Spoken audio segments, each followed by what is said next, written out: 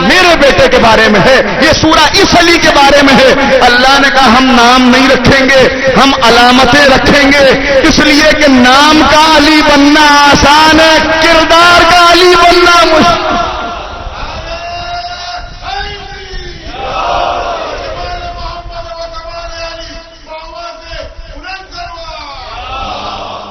صلی اللہ محمد۔ تو عزیزان گرامی، یہاں سے نکال کے یہ 35 سال 500 درخت امام کے باغ میں ہیں، ہر درخت کے نیچے 2 رکعت نماز پڑھ رہے ہیں۔ کہنے والا کہتا ہے مولا کیا؟ کہ اس کی نعمتوں کا شکر ادا کرنا ہے۔ یہ ہے سید الساجدین، یہ ہے زین العابدین، محافظ۔ کیسی محافظت کی؟ میں نے عرض کیا کہ اب خطبہ نہیں دے سکتے، مجبوریاں دیکھیے میرے امام کی، اب تلوار نہیں نکال سکتے، اس لیے کہ تلوار نکالنے کی اب ضرورت نہیں ہے، وہ جہاد وہاں پر مکمل ہو چکا، تلوار نہیں نکالیں گے۔ اب خطبہ دینے کی آزادی نہیں ہے، اس لیے کہ امام خطبہ دیں گے، حکومت کی اتنی ضرورت تو نہیں کہ امام کو گرفتار کر لے، لیکن جو خطبہ سننے کے لیے آئیں گے انہیں بہانے بے بہانے قتل کر دیا جائے گا۔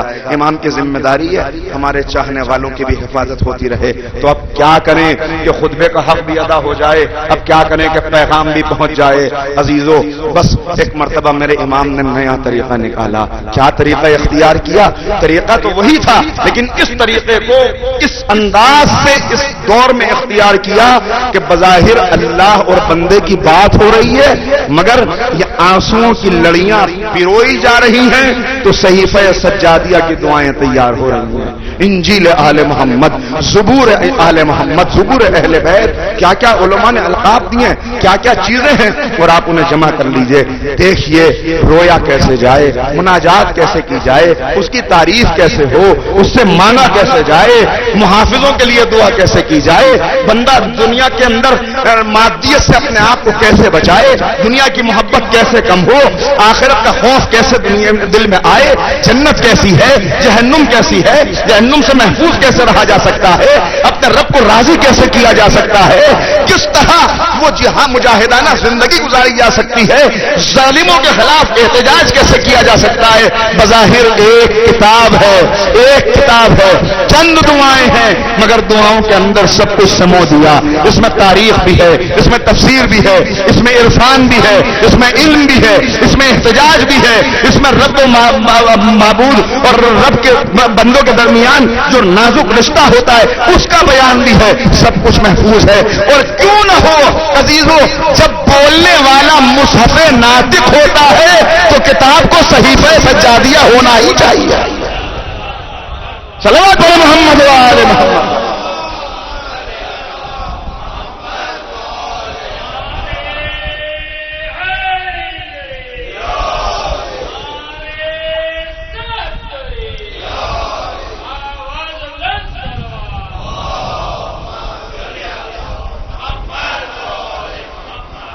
کیا انداز پیش کیا ہے، میں نے عرض کیا آپ کی خدمت میں، اس کو دیکھتے چلے جائیے کس ماحول کے درمیان ہے، کیا کچھ دیکھا ہے سجاد نے، اگر آپ اس پر غور کریں۔ اس لیے کہ یہ وہ میرا امام ہے کہ جو بچپن میں ہی یتیم ہو گیا۔ باپ دنیا جانتی ہے، کچھ تعارف میں نے بھی کرایا، والدہ، 2 بہنیں ہیں جو ایران کے اندر جب بغاوت ہوئی تو امام نے فوج روانہ کی۔ غلط لکھتا ہے مورخ جو یہ کہتا ہے کہ فلاں کے دور میں فلاں کے دور میں فلاں نہیں کیا، امام نے فوج روانہ کی۔ جب واپس آئے تو 2 شہزادیوں کو اپنے ساتھ لیا، ایک کا نام گیہان بانو، ایک کا نام شہر بانو۔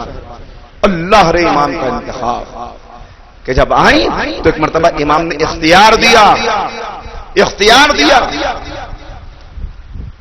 کہ دیکھو ان میں جناب شہر بانو سے کہتے ہیں کس کے نکاح میں جانا چاہتی ہے؟ سر جھکایا ہوا ہے، سر نہیں اٹھایا، کہا میرا۔ اور اس کے بعد جو روایت ملتی ہے اس کو اگر جلدی سے میں آپ کی خدمت میں عرض کر دوں، رہتی کہاں ہے؟ بالکل وہی جو امام حسن عسکری کی والدہ کا جب تذکرہ ہوگا تب میں آپ کی خدمت میں عرض کروں گا، امام حسن عسکری کی زوجہ اور امام زمانہ کی والدہ، بالکل وہی کہ خواب میں رسول کی زیارت بھی ہو چکی ہے، شہزادی کی زیارت بھی ہو چکی ہے، اور رسول اللہ خواب میں امام حسین سے نکاح بھی پڑھا چکے ہیں۔ لہذا سر جھکا کے کہتی ہیں کہ میں پہلے ہی کسی کی امانت ہوں۔ امام نے کہا ذرا نگاہ اٹھاؤ۔ اب جو نگاہ اٹھا کے دیکھا امام حسین کی طرف نگاہ گئی، کہا یہی تو ہے، یہی تو ہے۔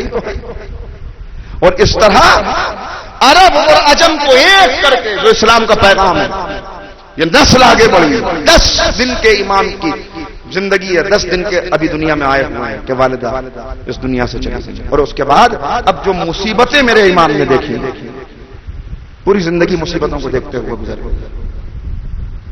دادا کی شہادت دیکھی، وہ منظر بھی دیکھا کہ امام حسن کے جنازے کی طرف تیر روانہ، حالات دیکھے۔ اس کے بعد واقعہ کربلا، جلتے ہوئے خیمے، ایسے مرحلے کے جن کو کبھی بھولے نہیں، بلکہ ایسا روئے کہ جب آنسو نہ رہے تو خون کے آنسو ہوئے، ایسا روئے، ایسا گریا۔ اور اس کے بعد اب جب واپس آ گئے ہیں، جو 35 سال کی زندگی میں آپ کی خدمت میں بیان کر رہا ہوں، اس میں بھی کیا عالم ہے، اس میں بھی 35 سال کی زندگی،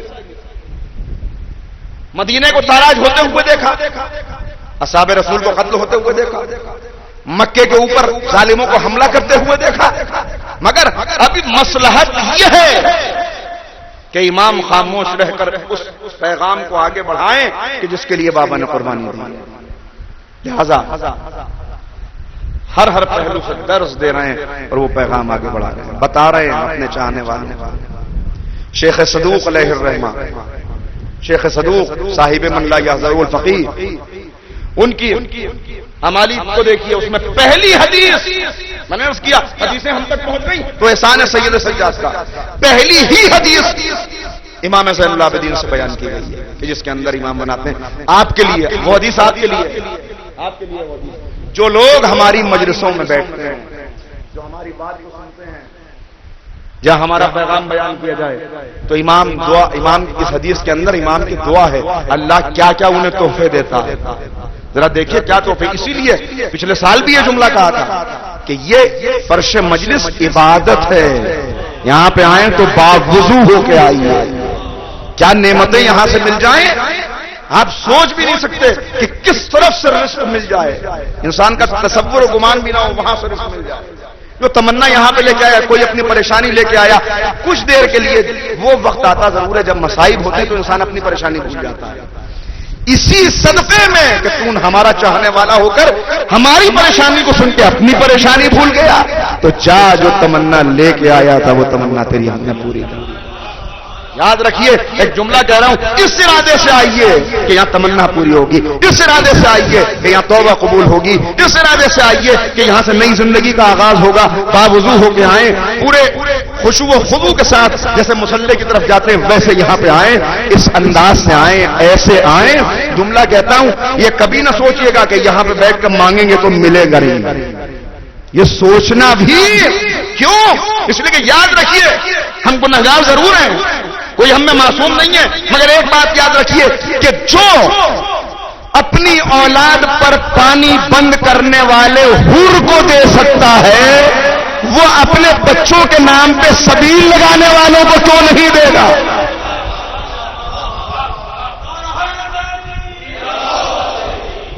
یہاں سے امام بیان فرماتے ہیں کہ جو یہاں پر آتے ہیں اللہ ان کی عمر میں برکت عنایت فرماتا ہے، ان کے رزق میں برکت۔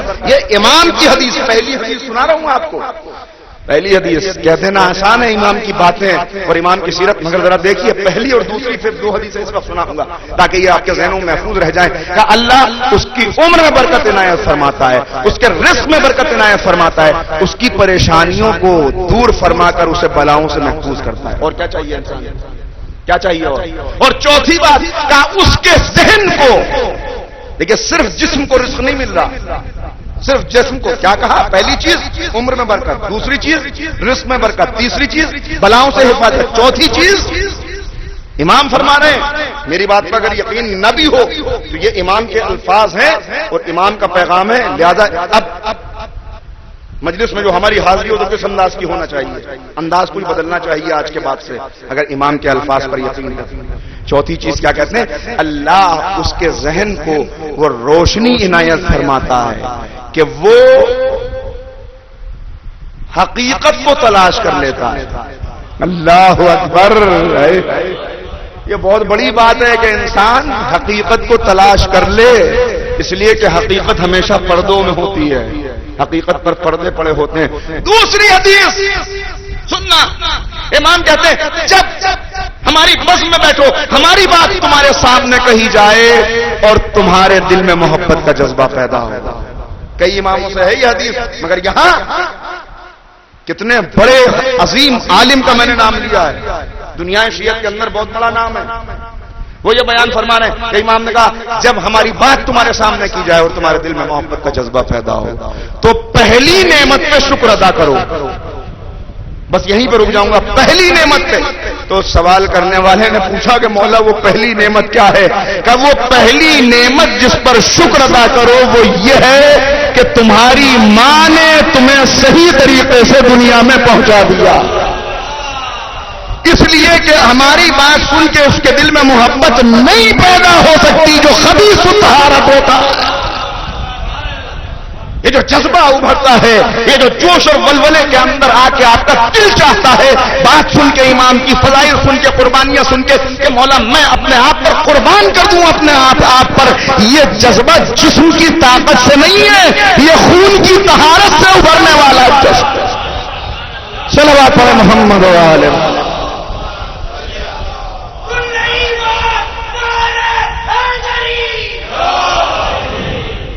عزیزان گرامی، یہ پیغام ہے جو امام نے دیے ہیں. میں نے چاہا کہ کچھ باتیں بھی امام کی پہنچ جائیں. ہاں، اب دعاؤں کے اندر جو پیغام ہے اس پر میں 2 سال پہلے جو میرا موضوع گفتگو بنا تھا اس میں نے کئی دعاؤں کو آپ کی خدمت میں عرض کرنے کی سعادت حاصل کی تھی اور یہ تھوڑی سی خدمت کرنے کی کوشش کی تھی کہ صحیح فیصل جاتی ہے کہ تھوڑی سی خدمت ہو جائے. لیکن آج موقع نہیں ہے، اس لیے صرف آپ کو پیغامات دے رہا ہوں. تھوڑا سا وقت نکالیے، عادت ڈالیے.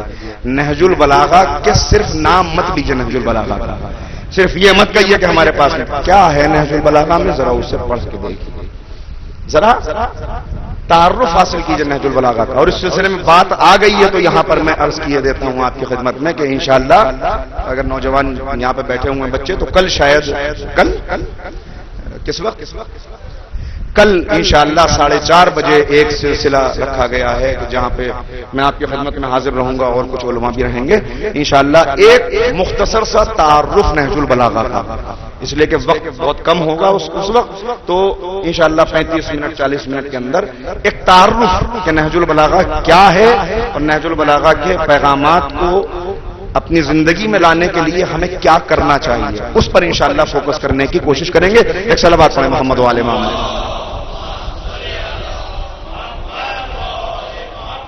تو صحیفہ سجادیہ کے تعلق سے عرض کر رہا تھا کہ اس کی کچھ باتیں میں بیان کر چکا ہوں اور اس وقت موقع نہیں ہے، اور بس اتنا کہتا ہوں کہ اس وقت کی باتیں جن لوگوں کے ذہنوں میں محفوظ ہیں وہ یہ بہت ہی اچھی بات ہے. اگر کچھ باتیں محفوظ نہیں ہیں تو انشاءاللہ پھر کوشش کیجئے وہ باتیں آ جائیں. یہ تذکرے ہوتے رہتے ہیں ہر سال، یہ بانیان مجالس اور حاضرین مجالس، اس لیے کہ بچھانے والے نے تو فرش بچھا دیا، مگر ماشاءاللہ رمضان کے اس مہینے میں اتنی دن بھر کا روزہ رکھنے کے بعد آپ کا یہاں پر تشریف لانا، میرے لاکھوں سلام ہے آپ کی سماعتوں کو کہ آپ اتنی بڑی تعداد میں یہاں پر موجود ہیں اور بار بار یاد آ جاتے ہیں وہ افراد جو پچھلے سال موجود تھے اور اس بار نہیں ہیں. یہی جگہ تھی جہاں پہ جناب وقار نگری صاحب تشریف فرما رہتے تھے. اللہ ان تمام مرحومین کے درجات کو بلند فرمائے، اس لیے کہ یہ بھی بہت آج اس امام کا تذکرہ ہے. تو میں نے عرض کیا اب بس شیخ طوسی علیہ الرحمہ وہ یہ بیان فرماتے ہیں کہ امام کے شاگردوں کی تعداد جو انہوں نے لکھی ہے، اس پر میں روک رہا ہوں اپنی گفتگو کو اور واپس آ رہا ہوں اس جہاد کی طرف کہ جس کا تذکرہ آپ برابر سنتے ہیں، مگر اس میں بھی 1-2 گوشے تعداد جو لکھی ہے شاگردوں کی کہ جو امام کی خدمت میں حاضر رہتے تھے. دیکھیں یاد رکھیے میں نے کل کی تمہید بھی آج ہی فراہم کر لی. 5ویں اور 6ٹھے امام نے جس یونیورسٹی کی بنیاد رکھی ہے انہوں نے بنیاد نہیں رکھی، اس کی بنیاد رکھنے والے امام زین العابدین ہیں.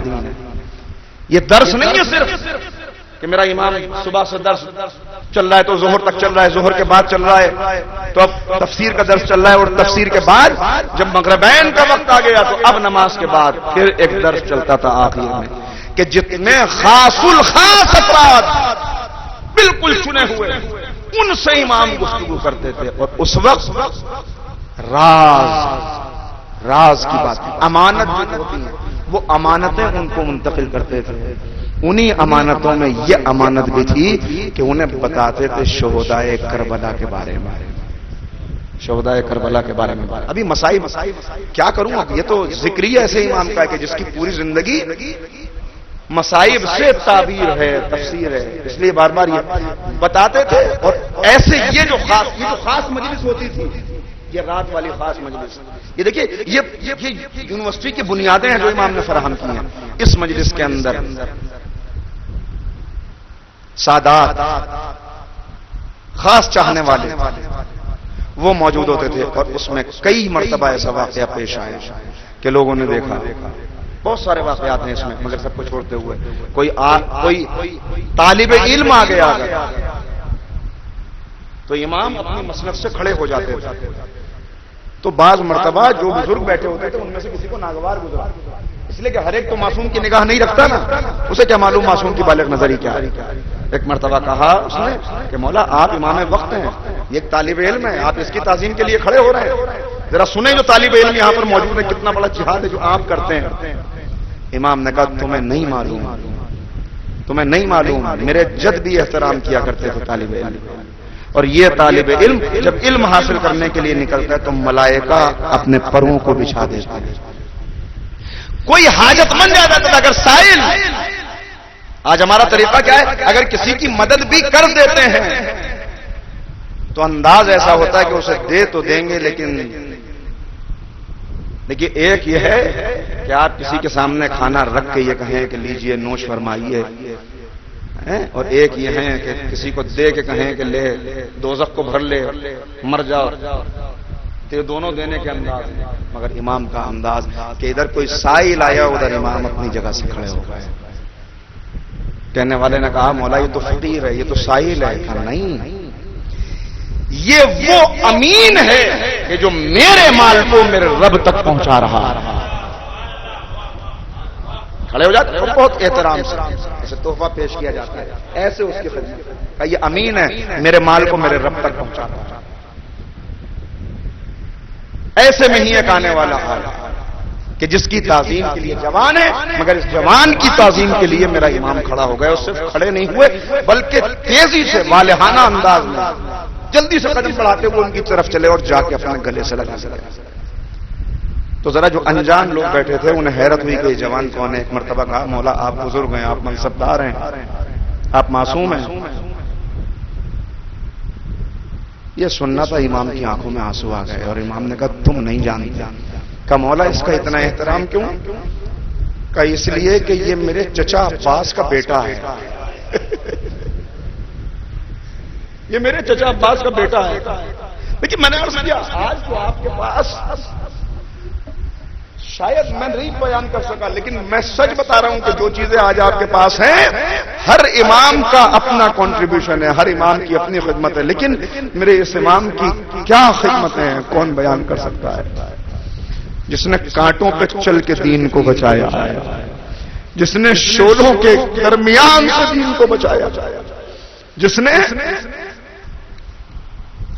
آسان مرحلے امام نے لا کے اپنے قریب میں بٹھایا. اور اس کے بعد اس سے پہلے جو گفتگو چل رہی تھی مجلس کی وہ رخ کچھ اور تھا، اب رخ بدل گیا. اور اس کے بعد امام نے کہا یہ وہ ہے کہ جس کے ذریعے سے میرے چچا عباس کی نسل قیامت تک باقی رہے گی، اس کے ذریعے سے میرے چچا عباس کی نسل چلے گی. اور اس کے بعد گریا کرنے لگے، رونے لگے، ہائے میرے چچا عباس. اور پھر حضرت عباس کی قربانیوں کو بیان کرنا شروع کیا. اور قربانیاں بیان کرتے کرتے میں چھوڑ رہا ہوں باقی چیزوں کو، مگر اتنا عرض کرتا ہوں قربانیاں بیان کرتے کرتے ایک مرتبہ کہا کہ کیا تھا میرے چچا کا جگر، کیا تھی اس کی میرے بابا سے محبت، کیا تھا دین سے خدمت کا جذبہ. یہ کہہ کے ایک مرتبہ باب الحوائج کا ذکر آ گیا، آنکھوں میں آنسو ہے، مانگ لیجیے گا اس وقت جو مانگنا ہو. ایک مرتبہ کہا کہ کیا تھا ان کا جذبہ کیا. اور پھر کہا میرے چچا نے پہلے اپنے بھائیوں کو اپنے ہاتھوں سے سجا کر دین پر قربان کیا، پھر اپنے بیٹے کو اپنے ہاتھ سے اسلحہ لگا کر میدان میں بھیجا اور آخر میں اپنی جان کو بھی قربان کر دیا. یہ کہہ کہ امام رونے لگے, ساری مجلس رونے لگی, سب گریا کرنے لگے. اور پھر امام نے کہا, اس موقع کے اوپر امام نے ارشاد فرمایا کہ تمہیں معلوم ہے میرے چچا کا مقام کیا ہے, میرے چچا کا اسٹیٹس کیا ہے؟ لوگوں نے کہا مولا ارشاد فرمائیے کہ سنو, میدان محشر میں میرے چچا کی سواری جب آئے گی, چچا کی سواری جب آئے گی تو اس کا عالم یہ ہوگا, اس کی شان یہ ہوگی کہ سب ایک دوسرے کو دیکھ کے کہیں گے یہ چاند سے چہرے والا کون ہے, یہ نورانی پیکر کون ہے, یہ کس امت کا نبی ہے. لوگ سوال کریں گے یہ کس امت کا نبی ہے. اس وقت میدان محشر میں آواز آئے گی یہ کسی امت کا نبی نہیں, یہ قمر بنی ہاشم ہے, یہ علمدار لشکر حسینی ہے, یہ سقائے حسین ہے, سقائے سکینہ ہے, یہ باب الحسین ہے, یہ باب الحوائج ہے. اللہ اکبر, میرے امام کیا. اور ہر موقع یہی تو وجہ ہے, ہر موقع کے اوپر حضرت عباس کو یاد کیا کرتے تھے. مگر عزاداروں, سب سے مشکل مرحلہ امام سے بار بار جو سوال کیا گیا کہ آپ کے اوپر کون سا مرحلہ سب سے مشکل تھا, امام نے اس کا بیان کیا تفصیل کے ساتھ کہ کون کون سے مرحلے مشکل تھے. مگر ان سب کو بیان اس وقت نہیں کروں گا, وہ آپ نے برابر سنا ہے. میں کہتا ہوں کون سا مرحلہ آسان تھا, کون سا مرحلہ آسان تھا. کیا یہ صرف میرا پڑھ دینا آپ کے اگر تصور میں آ جائے, صرف اتنا تصور کر لیں کہ جس کا پورا گھر قربان ہو چکا ہو, جس کا سارا مال و اسباب لٹ چکا ہو, جس کی پھوپھیوں کے سر پہ چادر نہ ہو, جس کی بہن کا دامن جل چکا ہو, جس کے سر پہ خاک یتیمی پڑی ہوئی ہو, جس کے بابا کا لاشا پامال ہو چکا ہو, شام غریبہ کی تاریکی میں یہ منظر دیکھا کہ خیموں کی راگ جمع کر کے وہ سجدے میں سر رکھ کے کہہ رہا تھا سبحان ربی اللہ. اسی لیے شاعر نے کہا کربلا کے بعد بھی تم سید سجاد ہو, کربلا کے بعد بھی تم سید سجاد ہو, دوسرا ہوتا تو کہہ دیتا خدا ہے ہی نہیں. سجدے میں سر رکھے ہوئے تھے اور آواز آ رہی تھی انتا سید الساجدین, انتا سید الساجدین. روایت میں ہے کہ میدان محشر میں جب سب جمع ہوں گے تو ایک منادی ندا دے گا این زین العابدین, این زین العابدین, زین العابدین کہاں ہے؟ تو سب ایک دوسرے کو دیکھیں گے کہ یہ زین العابدین کون ہے. تو رسول اللہ کہتے ہیں اس وقت میری نسل سے میرے حسین کا بیٹا کھڑا ہوگا اور سر جھکا کے آگے بڑھے گا تو آواز آئے گی یقیناً تو ہی زین العابدین ہے. جو یہاں زین العابدین نہیں, میدان محشر میں بھی زین العابدین ہے. عزیزوں کیا کیا نہیں دیکھا, بہن کے رخسار زخمی رخساروں کو دیکھا, چھدے ہوئے کانوں کو دیکھا. جوان بیٹھے, خدا تمہاری جوانیوں کو سلامت رکھے, مگر کبھی کوئی ایسا وقت کسی پہ نہ آئے کہ چھوٹی بہن کسی چیز کا سوال کرے اور بڑا بھائی دے نہ سکے, اور وہ وقت تو کبھی خدا نہ لائے کہ کوئی بہن اپنے بھائی سے کہے بھیا مجھے تماچوں سے بچا لو, بھیا بھیا میں زخمی ہو گئی. ایسا کوئی وقت نہ آئے. اے میرے امام, میرے لاکھوں سلام تجھ پر. اے سید الساجدین, ہمارا سلام لیجئے. آپ کی آنکھوں نے کیا کیا دیکھا. سلام اس صبر و ضبط پر, سلام اس تحمل پر, سلام. ارے میں کیسے عرض کروں کیا کیا دیکھا. جن ہاتھوں میں تسبیح رہا کرتی تھی ان ہاتھوں میں ناقے کی نہار تھی. اور مائیں اور بہنیں, کسی نے بعد کربلا سوال کیا اے مولا دربار ابن زیاد میں جب مسلم آئے تو شیر کی طرح بکھرے ہوئے تھے, کبھی ادھر بڑھتے تھے کبھی ادھر حملہ کرتے تھے, مگر جب آپ آئے تو سر جھکا ہوا تھا, آہستہ آہستہ قدم بڑھا تھے. مولا کیا گلے کا توق بڑا وزنی تھا؟ امام نے کہا رے تو نے انصاف نہیں کیا, وہ گلے کے توق کا وزن نہیں تھا بلکہ ایک رسی کے اندر 12 گلے.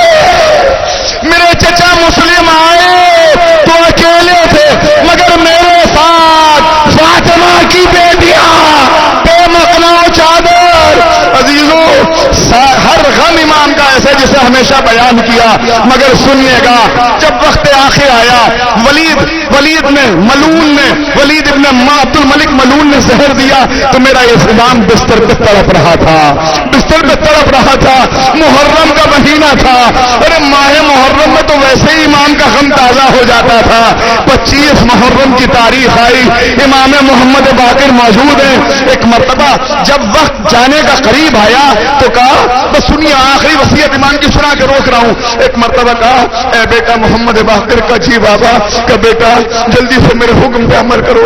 کا بابا بتائیے کہ میرے لال مجھے جلدی سے زمین کے اوپر لٹاؤ، یہ گدا ہٹا دو، یہ بستر نکال لو، مجھے زمین پہ لٹا دو۔ کا بابا آپ تو بہت کمزور ہو چکے ہیں، زہر کے اثر نے جسم کو گلا دیا ہے۔ کہ میرے لال جلدی کرو۔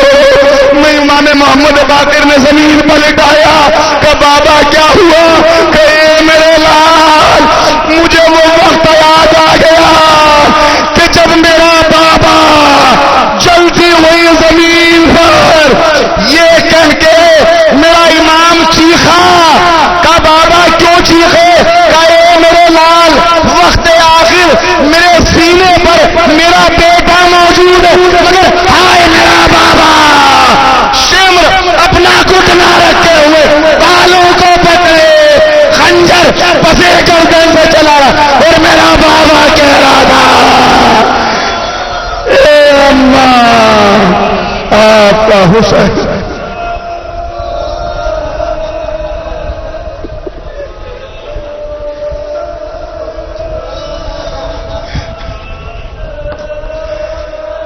بار الہ ان آوازوں پہ رحمت نازل فرما، معبود ان آوازوں پہ رحمت نازل فرما، ان آنسوؤں کے صدقے میں ہمارے گناہوں کو معاف فرما دے۔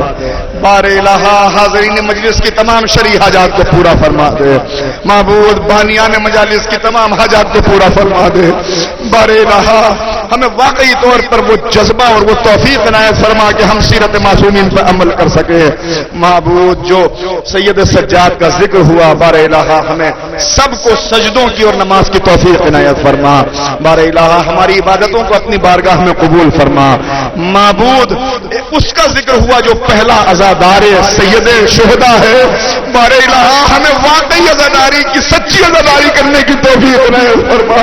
حسین کی عزاداری جہاں جہاں ہو رہی ہے معبود اسے اور زیادہ ترقی عنایت فرما۔ میرے الہ بار الہ مقامات مقدسہ کی حفاظت فرما۔